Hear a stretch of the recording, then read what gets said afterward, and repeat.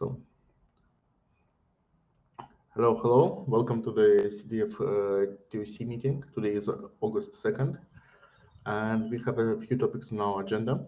So, first of all, PIRSA proposal, then TOC chair election, CDF reference architecture continuation, review of community guidelines, and some bits of upcoming events. If you have any other topics you would like to add to the agenda, please just do so. And yeah, the first topic is about PIRSA. So there was a deadline to vote on 29th of July. So by the deadline, we got 7 binding votes, no negative feedback, and I proceeded with concluding the vote. So now PIRSA is officially accepted to the foundation.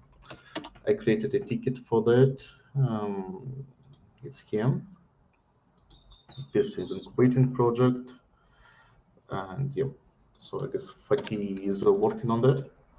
But yeah, I just wanted to say congrats to all contributors and TOC sponsors for having it completed. So now this is officially a part of the foundation. Thank you. Oleg, did that PR get merged then? Yes, I merged the proposal pull request. So if something needed, you can still do updates post factum, but yeah, it's merged by now. Great. Cool. Actually, I merged all of TOC pull requests except the most recent one submitted by Fatih about the documentation. Oh, just a second.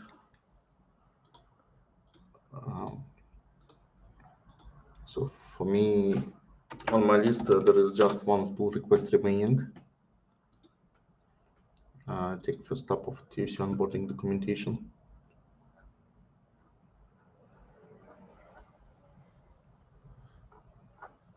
Yeah, so maybe the question to the rest of the team, does anyone want to review it? Or should we just go ahead and merge?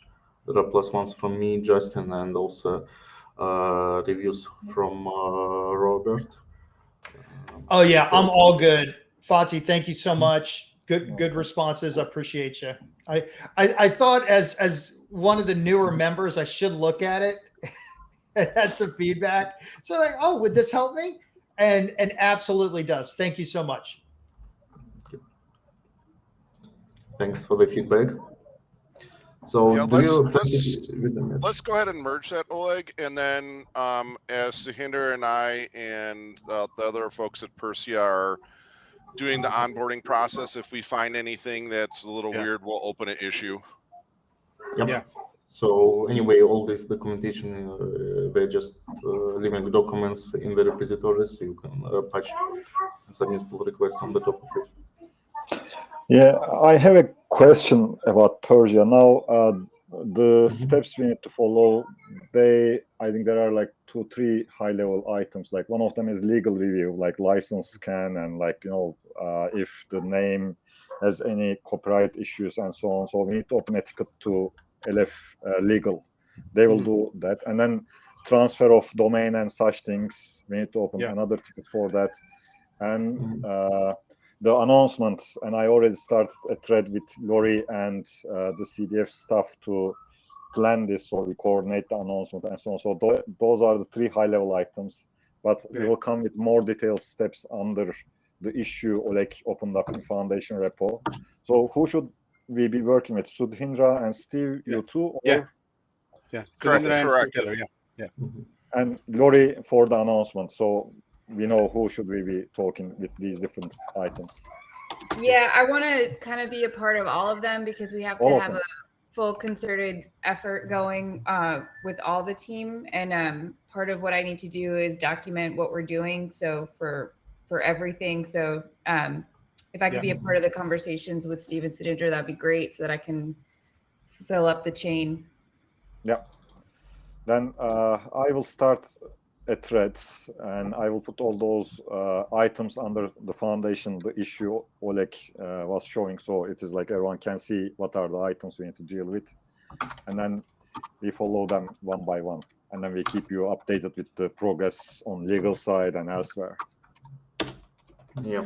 Yeah. I just tried to find the checklist of what the projects are expected to do, and I'm not sure we have one.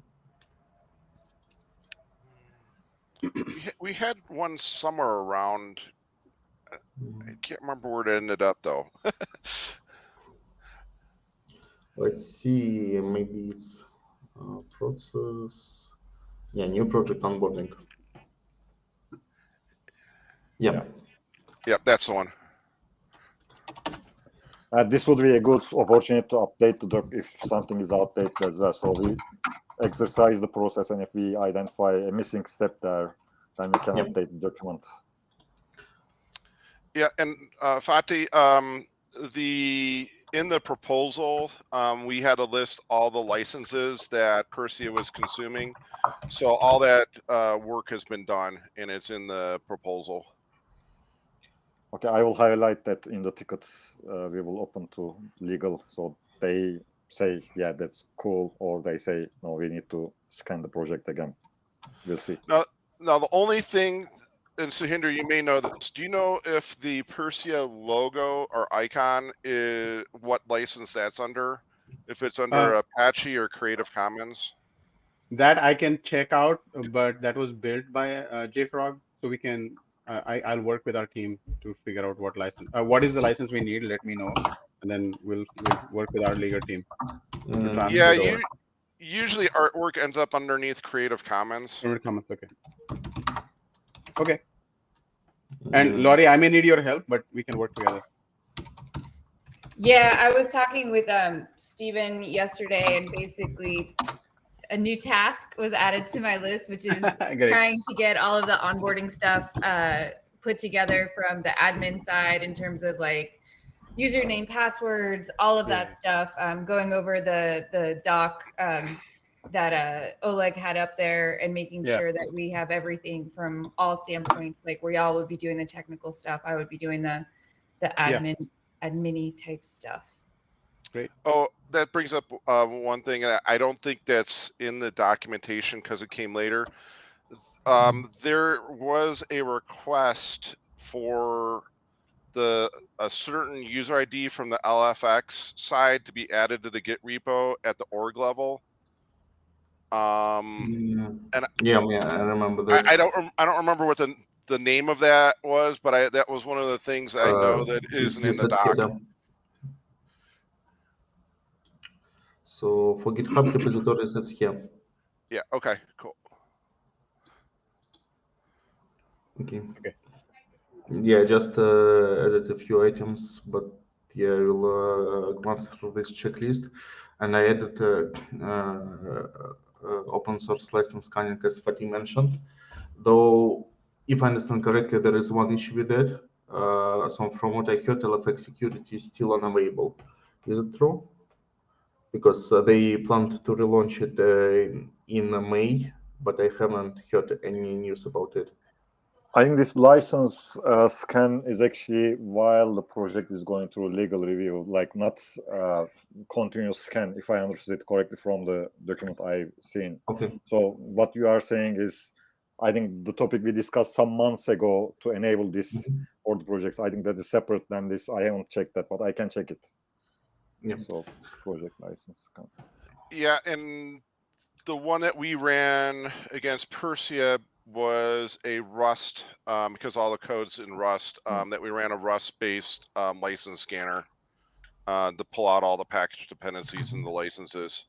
Now, the one thing that we may have missed is the website runs under a React framework, so there may be a node scan that needs to be done for the licenses on that front. But that's basically the Docusaurus code base.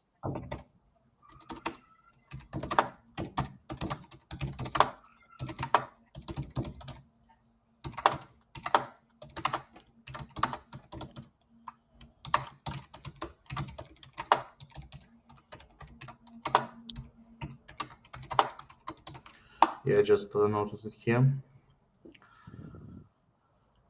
Okay. Yeah. So speaking of this list, there is also a bunch of follow-ups which were created, like patent transfer requirements, etc. So, Fatih, if you're going to speak with legal, maybe it makes sense to bring up these topics. So for some requests here, so here we got a response.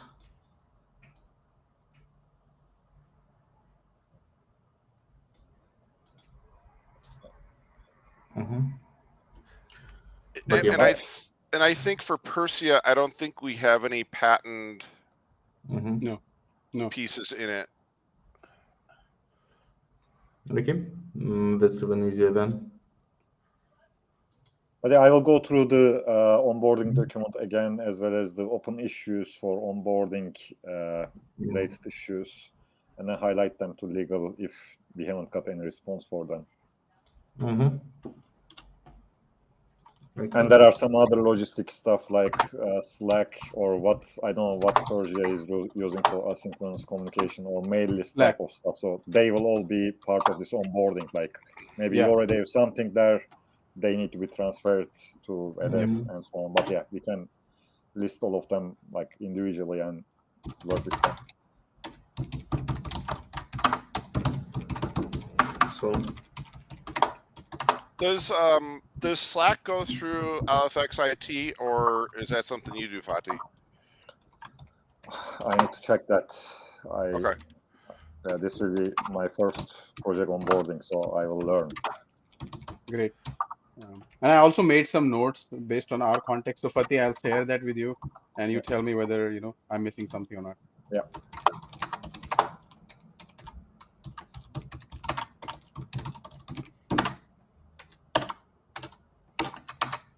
And for the most part, we have kept everything under an independent control. So Persia has its own Google group and everything, so it's easy to manage. Yeah. And then who has the ability to update the CDF calendar? I can update if needed for TCAN, and I believe, well, we can grant access to all TOC members if needed. Okay. That is part of one of the documents we have up there for review. I think what we are planning to do is we plan to give access to CDF calendar for SIP co-chairs, TOC members, and project leads, or however you call them. So you don't go through us. You can go and manage your trees on CDF calendar yourself. That'd be awesome. That would eliminate a lot of bottlenecks we've run into. Yeah. So should we also add expectation that a chapter on Baby is created for new projects right away? So Baby is a bit. We can discuss that separately. You please don't add Baby in documents. We received some community feedback, and we need to think about Baby a bit more. Okay.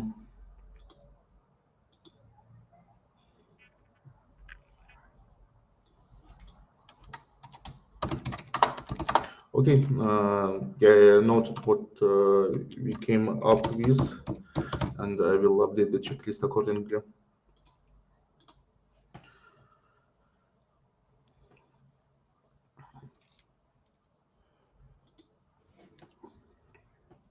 Okay. But yeah, anything else about Persia?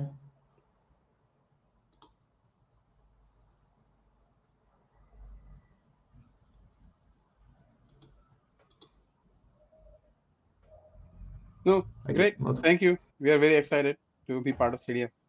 Okay, I'll work welcome. with yeah. Okay, so yeah, TOC chair election. Just a reminder, the deadline is tomorrow. I guess tomorrow anywhere on the earth or something like that. But yeah, if anyone wants to run for the TOC chair position, please just put your nomination here. After some consideration, I put in my nomination. But yeah, so first of all, even if I continue for this term, I won't continue for the next term. I'm a huge supporter of changing public roles in the community.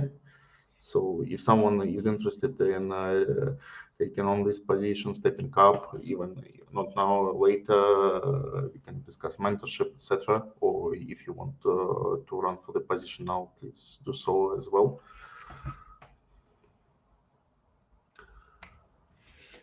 Why don't you nominate somebody else as well? I was thinking about that, but you need to confirm it with people beforehand. Have we considered a vice chairperson? Because if Oleg, if you're saying, "Hey man, next time if you get it, you're not coming back for it," I think it would be a good move for somebody else to say, "All right, let's see what this is all about," and at least share some of the responsibilities. Have we thought about that? Yeah, it's perfectly fine. So this is basically what I mentioned in terms of if you're interested in the future, why not? If you want to formalize this position, I'm also perfectly fine. We should have done this before the Persia, bringing that in and merging that, so we could, make it conditional for the Persia team that they have to be vice chairperson. Give to get. That was a joke. That's okay. I feel like devil horns are coming out of your head, Robert. The sun is getting to you. The heat from Austin is a little too much, I think. Absolutely. Well, look, Oleg, I do think that, thank you for nominating yourself, but look, I'm new guy.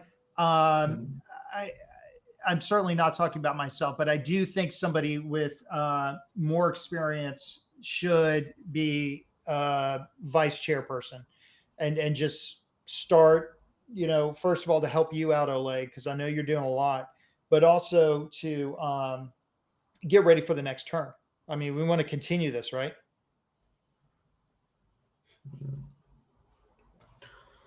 I mean, to me, that makes a lot of sense, because then you have a knowledge sharing, and then you don't lose anything when the next person starts. So that makes a lot of sense.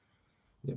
So if anyone is interested, just DM me, or I will probably DM a few people. Let's see. But yeah, I agree that some continuity in this role is important. So let's see what we could do. Yeah, and speaking of what Robert said, actually one of the points in the onboarding checklist is that newly joining projects are recommended to nominate someone as a CDF contributor, so CDF TOC contributor. So we have TOC members. It's a role with binding vote, but apart from that, there is just TOC contributor, which is basically anyone. And yeah, all our meetings are open, my link lists are open, so basically there is no particular difference. If you want to contribute, you can just go ahead and start contributing. So I wouldn't mind doing that, because I'm so much involved in all of this anyway, and it would be just something that I could contribute, meaning I enjoy doing this kind of stuff. So. Yeah, thanks. And yeah, so TOC, basically there is contributors MD, which lists TOC contributors. Okay. So we probably should exclude Tracy from here, because she's now a TOC member, but yeah, otherwise just add yourself. Yeah, I can add up here. Yeah, no problem. Okay. So anything else regarding elections? So nomination deadline is tomorrow. I'm not sure which particular time tomorrow. Anywhere on Earth? Or is it too academic? Oh, it is probably where Michelle is located. I will go and confirm this with Michelle. Sorry, we missed the time of the. Okay. Yeah. But yeah. Let me quickly ping her while we. So whatever works. Yeah. Okay. The next topic for us is TC chair election. Oh, sorry, CDF reference architecture. So I have the link to deck there, I think. Let me share my screen if it is okay with you, so I can quickly highlight where is the where did we put updates. So can you see my screen now? Okay. So we added 6 more slides here. The 3 first slides, 10 to 12, is the feedback from the governing board strategy session, which took place on Thursday last week. And we simply, I simply went there and added the questions and comments about the proposal, reference architecture proposal there. And if I'm not going to read all these bullet points individually, but at least I felt like we need to come up with more concrete, actionable items to present this idea, what this reference architecture actually means, who is the audience for this initiative, and what is the target for this initiative. So that is one of the 2 of the main feedback we received. Apart from that, what are the ways we could help the organizations who are on their way to embrace continuous delivery, and education was highlighted as one of the key things this initiative could help others with. And finally, more work is needed to flesh out the details and identify what to work on, because reference architecture could be so broad. So we need to come up with some more concrete steps to progress with this idea. And finally, the last item was where this work could be done. And I think, Oleg, you were the one suggesting to have this work starting or detailed under special interest group best practices. And the other 3 slides are about proposed next steps. And yesterday, Tracy Reagan sent an email to TOC mail list, and she proposed to have this work done under a new work group. So we simply put the 2 proposals in front of us, under SIG best practices or a new work group. So these are the proposals out there. And regardless of where this work is done, the conversations should take place around scope of the work, interactions with other groups like other SIGs, ambassador group, outreach, and so on. What are the inputs and what are the outputs? This type of information should be made available, because it is difficult to grasp what this initiative actually means. And few of you were in the meeting, so I want to stop talking now. Maybe Oleg, Terry, Steve, Lori, any of you want to add?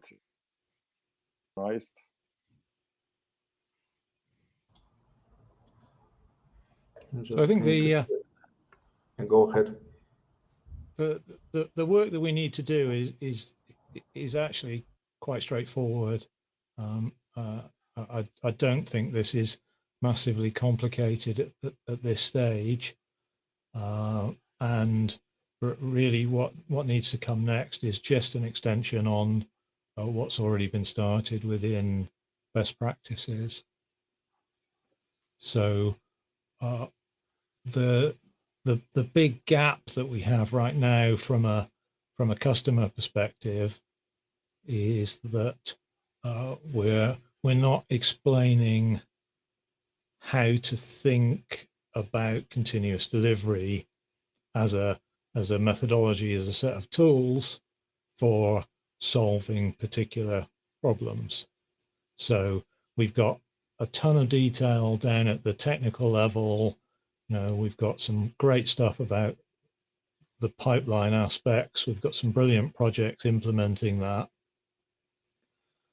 but we're failing to properly communicate how this needs to fit in at an organizational level, and we're not getting the message across to the decision makers.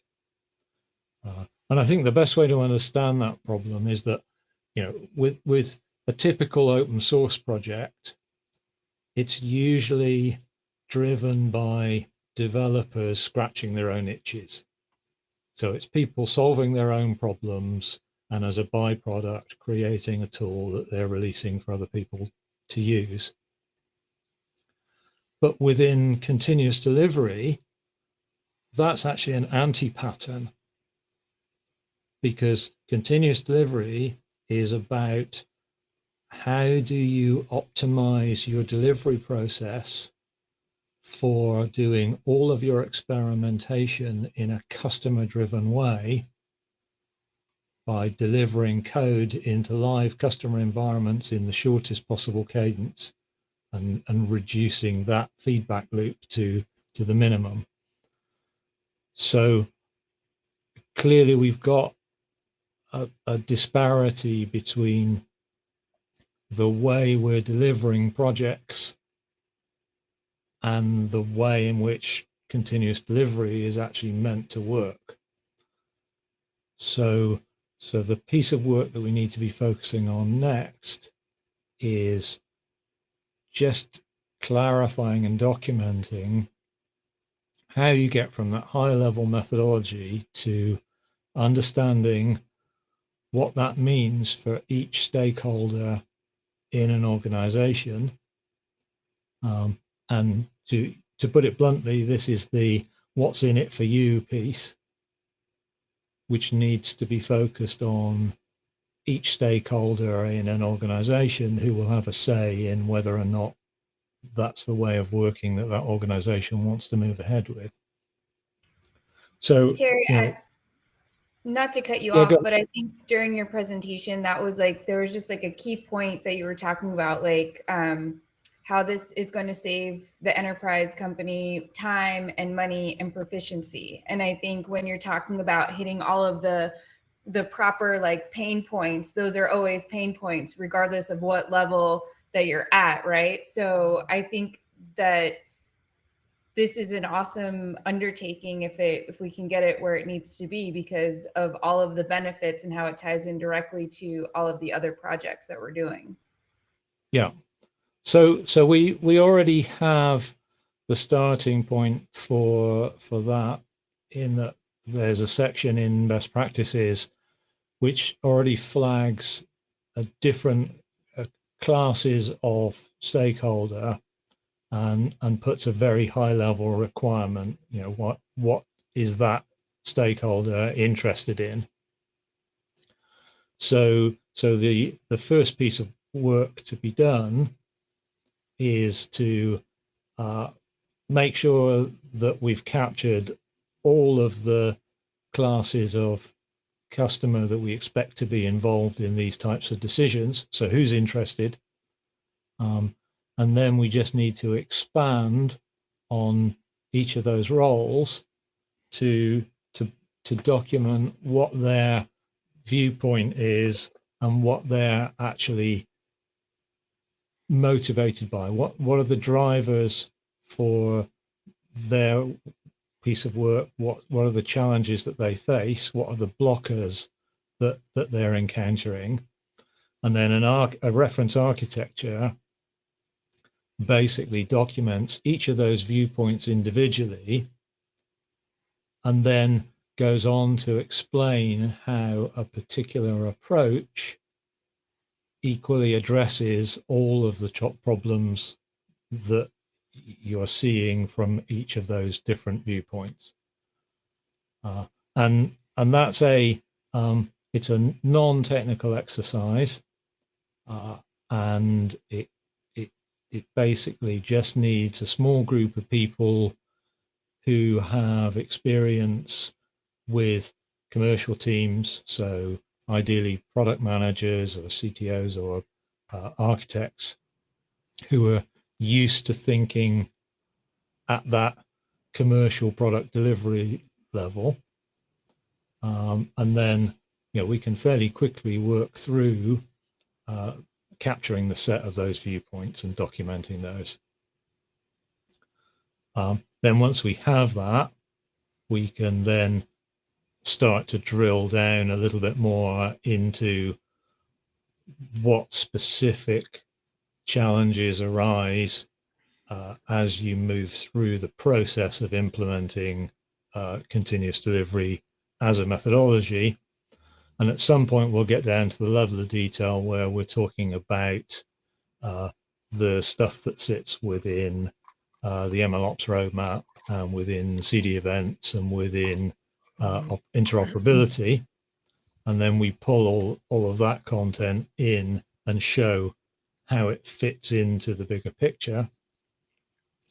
And then at the bottom end of this, you've then got the opportunity for individual project teams to say, okay, well, this is how our project aligns to that architectural view. So this is how our tool maps into CD events and how, where we fit in the overall architecture of this piece. You know, we provide a capability within this space within the bigger problem.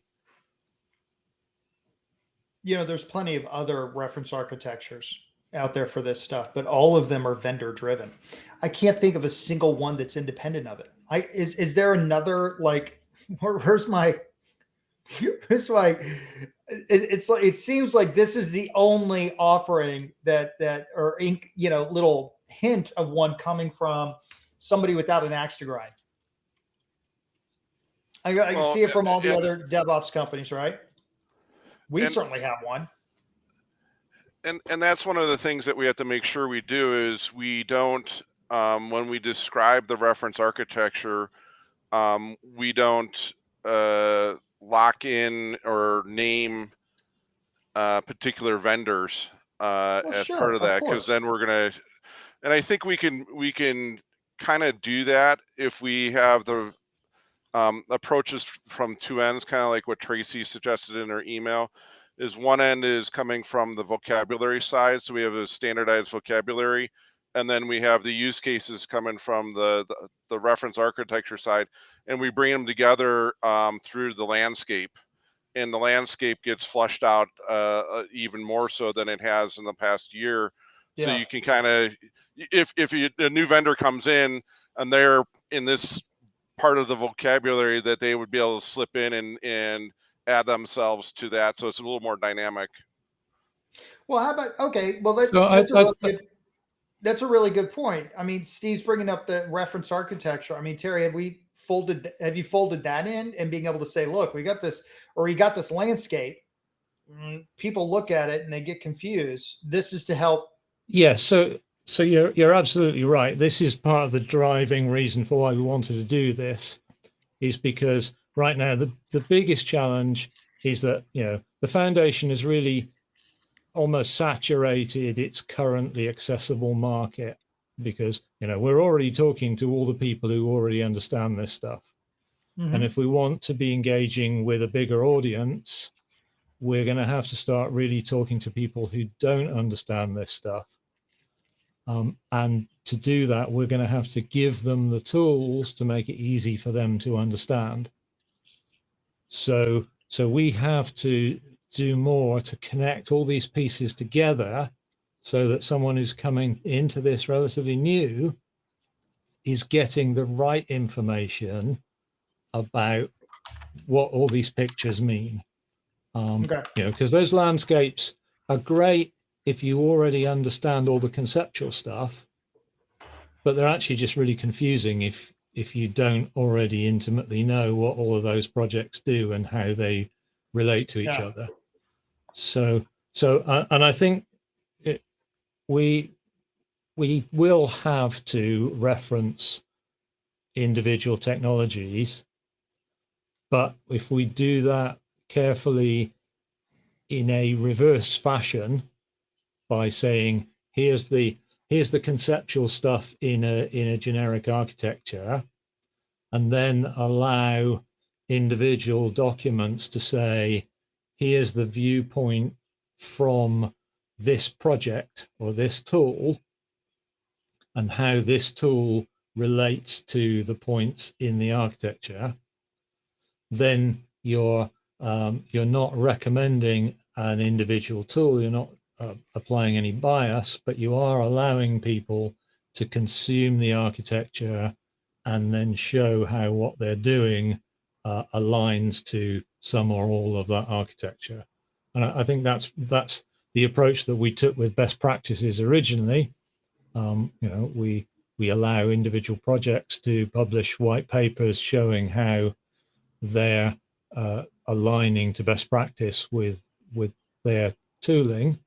And I think that's the key piece of information that we actually really need to communicate is, you know, we've got these tools and we've got this practice, but how do you understand how all this fits together?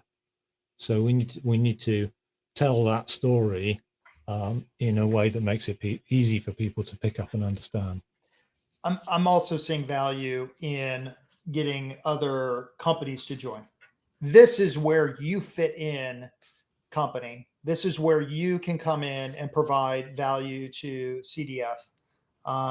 So I'm not only looking at it from the perspective of getting newer folks, expanding the tent, which I'm a huge fan of, but also of getting more organizations in and explaining to them, this is why it's valuable to you. This is where you fit. Come join us. That's why I'm on board with it. Just getting more organizations, but getting more people is always, always, always superior to that.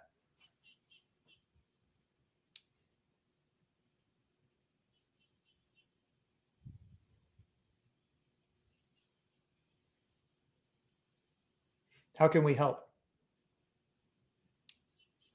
So I think the big first step is going to be getting the right group of people involved on documenting these pieces,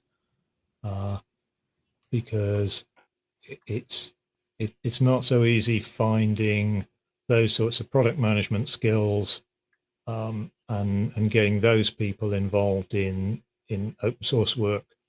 So hopefully we can reach out to all of the members and ask for, nominations or volunteers for people to come and get involved in this bit of the process, from a less technical and more product focused perspective. And I think one of the other things when we go and do this effort that we need to make sure that all this information is not hidden away in a Git repo and actually published on our website, for people to find easy. Because if we have just markdowns and and repos, we're not going to be able to get the information out to the folks that need it easily. No, you're absolutely right. Yeah, and I mean the assumption is that we'll extend it into the best practices site so that it becomes another top level section under best practices, and so you can go straight from the methodology into the architecture from a basic website.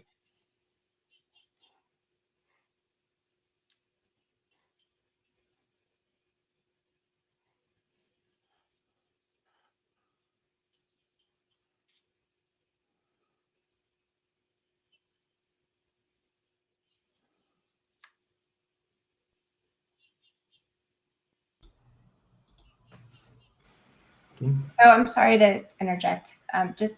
Did we decide where we're going to do this work? Should we do it under best practices? Do we want to start gathering people under there to start working on this? I think it would be the best, because all 6 need topics to stay active. And as a TOC, I think that we should try to offload topics to 6 as often as possible and encourage people to participate in the special interest groups. And in TOC, if the topic is interesting to us, we should also go there and ask for regular updates from SIG representatives. But as for other topics, I would rather expect them to be handled on the SIG side first.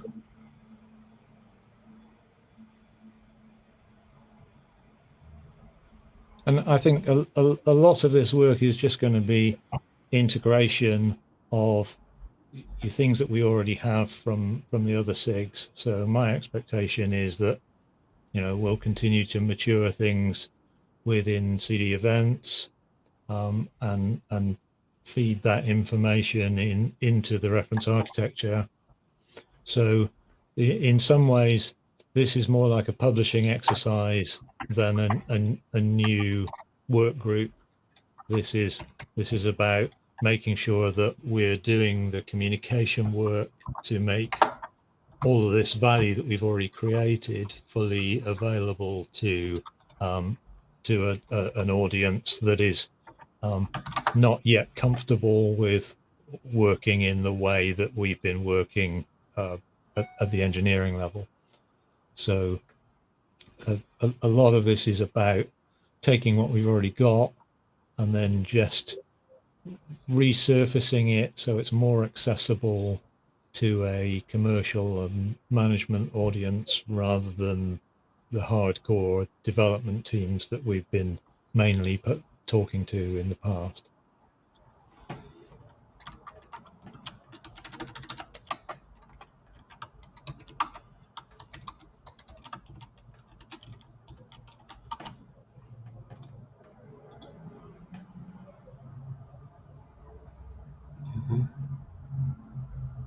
So before we move on, like, should we have a blog post talking about this work to, you know, get more people aware of that the work is starting, or should we have some kind of launch for this while we work, like launch plan? I know, Lori, what do you think about this from outreach perspective? I think it's, oops, sorry, didn't put my screen on. I think before we talk about this specifically, perhaps sort of a teaser, couple of blog posts might be good. Like where you say like, where it's under a theme, right? Like, so how does an enterprise scale up and how does the CDF address those issues? And then you can kind of talk to some of the projects in one post. And then in the next post, you can really just kind of pose the question, okay, so we have all of these projects and we have all of these different best practices, but what is actually needed to help the company scale? And then we start talking about what if there was a reference architecture that really helped companies look at their project from point A to point B to point C, and used all of the tools we mentioned in blog post 1 and blog post 2, but put it into an actionable item plan for people to actually move forward. And then it addresses all of those things that Terry already outlined, the pain points for each component of the DevOps, process, of the CD process and things like that. So I think it's easier to do it in like those sort of bite-sized pieces. And surely you could write one large blog post and then just chop it up. So you're not doing like 3 times the work. You're just doing one where you address first, like, what is this? What are we looking to solve? And this is kind of what we're thinking of how it could be solved. Just high-level ideas. Does that make sense? Yep. Sounds good. And I think that's something that is really good because when I think of other projects and SIG working groups and needing contributors and needing to get eyes on their things as well, this is really kind of a nice umbrella way to highlight them while we focus on something that, isn't exactly what they're doing, but using what they're doing to help solve the issue.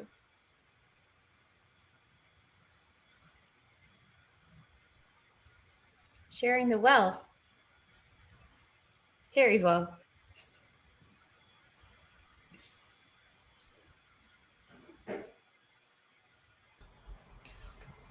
Okay, any other feedback or should we proceed?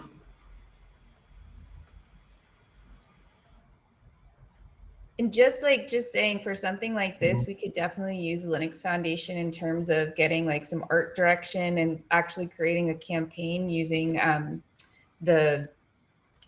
what is his name? Derek, right? Using their graphics team and creative team so that this isn't just like another blog post. We can really make it more to what you want it to be, Terry, right? Which is like highlighting this issue and then trying to get some traction behind it so that you can move forward and have those players in place that want to help work on this. Yeah, sounds good. So basically we want to have a kind of official white paper by CDF and the Linux Foundation, if possible. Yeah, I don't know if a white paper, but maybe if you like start with some like blog posts, and then if it gets to the point where we have enough information, then yeah, put it into a white paper moving forward. But I think gaining the traction of the community would be probably the first step, and then getting, to Robert's point, some companies to fall in line and say like, yes, these are things that we're looking for. These are, issues we're trying to solve. Then maybe making it larger scale into like a white paper, or moving the whole idea and creating that SIG or that group, that project can be more of a reality. But I think you've got the framework there, like the architecture framework. We got the foundation working. It's time to like build it up so that you can blast it out. And also, I think it's important to understand that now that we've got the best practices site in place, we can start to deliver this stuff iteratively and incrementally, rather than having to spend another 18 months going away quietly working on it before publishing. This is information that we can release as we complete it and build up a picture over time. So we're again doing this in a customer focused way. So we're doing our experimentation in the real world with genuine users, rather than just doing it from a single viewpoint and not getting any feedback on it. And I think that too also leads to other avenues in terms of, obviously I'm marketing outreach chair, and other avenues in terms of like press and getting industry involved, because the way that we're looking at things is completely different. And all of these things are attractive. So getting all of that lined out, there's multiple storylines we can take and push, so that again, we're highlighting all of the projects, we're highlighting the best practices, and we're highlighting the need for scaling up and the need for reference architecture in general. So I think it all kind of, to your point, doing it real time, being able to, just like continuous delivery, being able to release this fast and continually make updates and show the progression. It's sort of taking the CDF and putting it in actionable terms where other people can actually see what we're doing, how we're doing it, and how it works. Yep.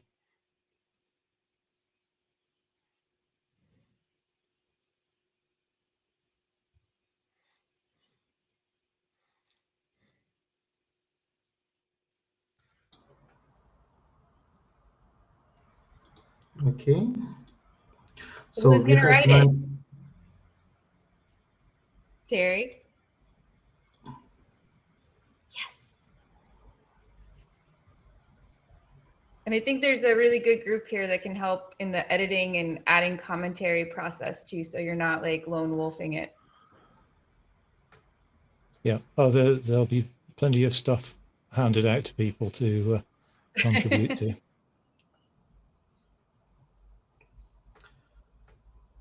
Okay, so we have 9 minutes left.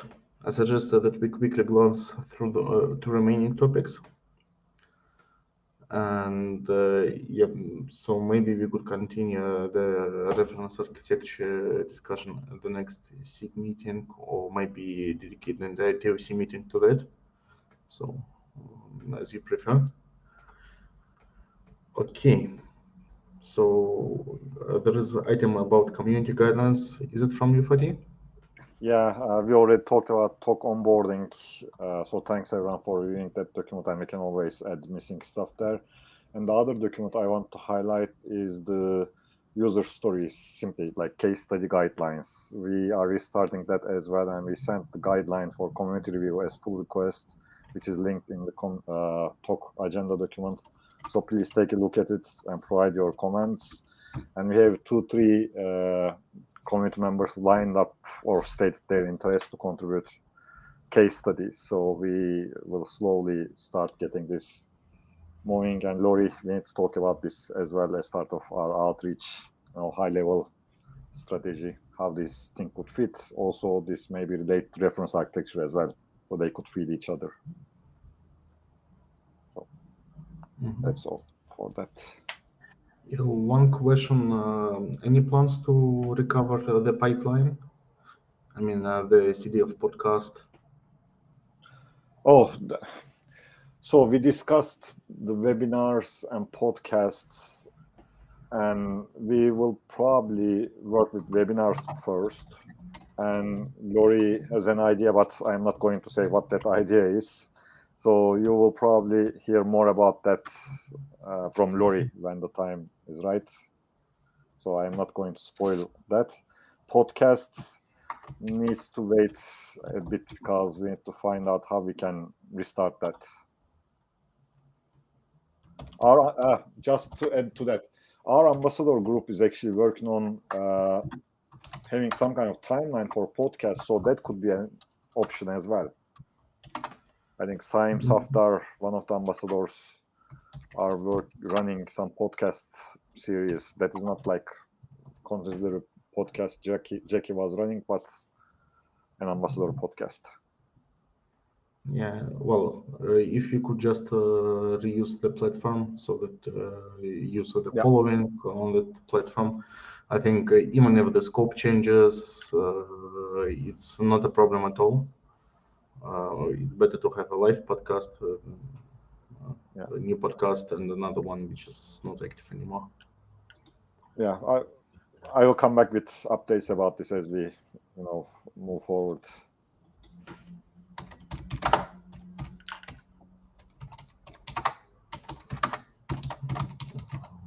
Okay, thank you. And last but not least, upcoming events. So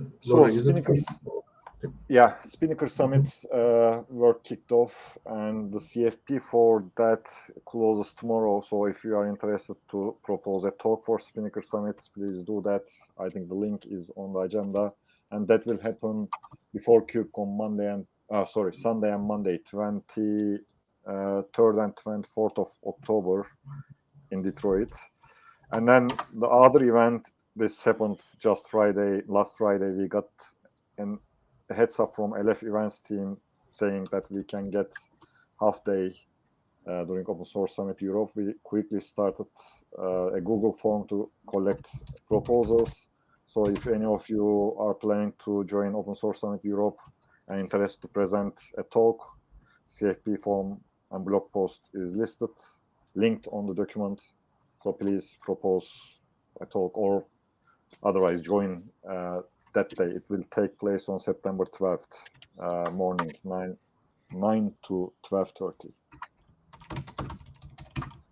It's all about CDF events.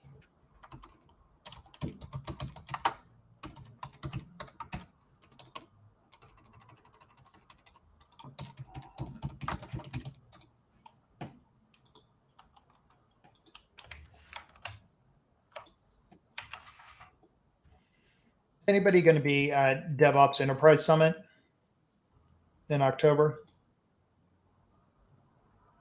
The Vegas one? Yes, no? Not likely. Okay. I have some issues with visa. What's that? Yeah. Well, I cannot travel to the United States in foreseeable future. Okay. I'm a Russian citizen. Okay. Yeah. Roger that. I'll be at Black Hat US. Anybody's going to that one. Okay. Also Vegas. So if you want something else, Jenkins Contributor Summit will take place in Orlando, Florida. So there is an announcement on our Discord channel with all the details.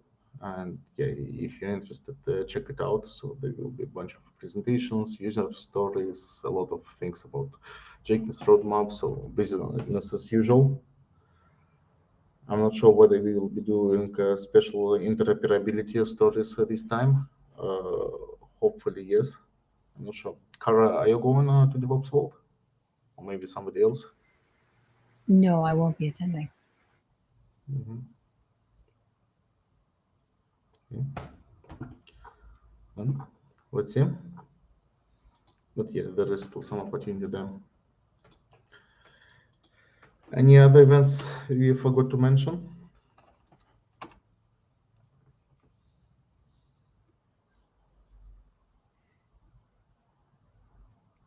Well, KubeCon in October.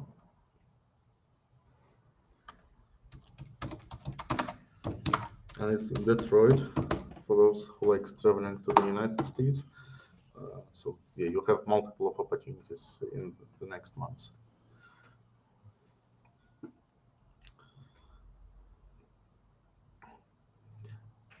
Okay. Any other events we need to discuss, coordinate for the CDF agenda?